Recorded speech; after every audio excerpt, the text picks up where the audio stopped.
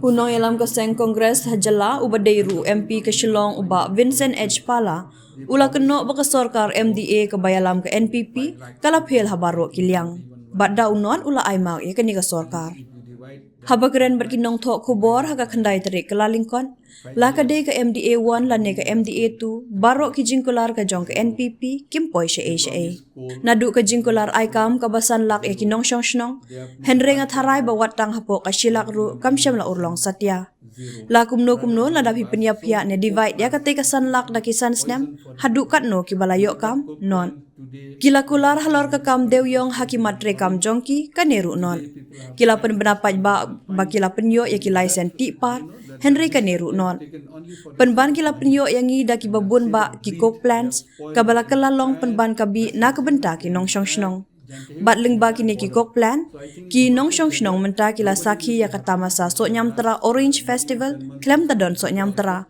Menta ki nong syong syong kila sakhi ya kata masa sok turun klem tadon sok turun. Kajing syem ya kirai kalong betang nak benta kapisa bat kajing lalot.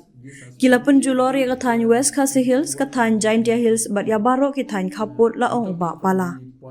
Hakawai pat kebenta Bah Pala ula penpau ya kajing skos kem bagi patba kajela Meghalaya kian perkhat thamai namar kane kajing pulom jong ka sorkar MDA balalam khmat da ka NPP. The MDA 1 or the MDA 2, I'm talking from the point of commitment.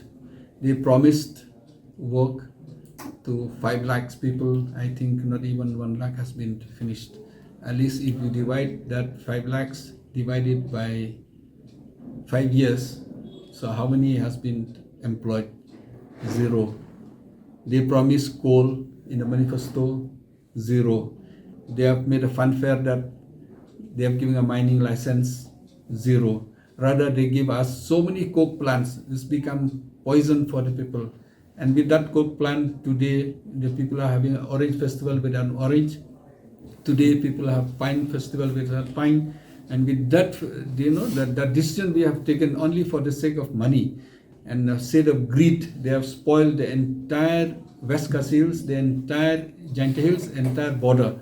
So I think it's total failure. Nobody will be happy for the last not even 10 months or so, before also. But somehow, because of the gap between the leaders and because of the ego of the leaders from the Congress, this has been, they got a second chance. But people will definitely, realize and definitely will rethink right from the coming election of the Lok Sabha. Thank you.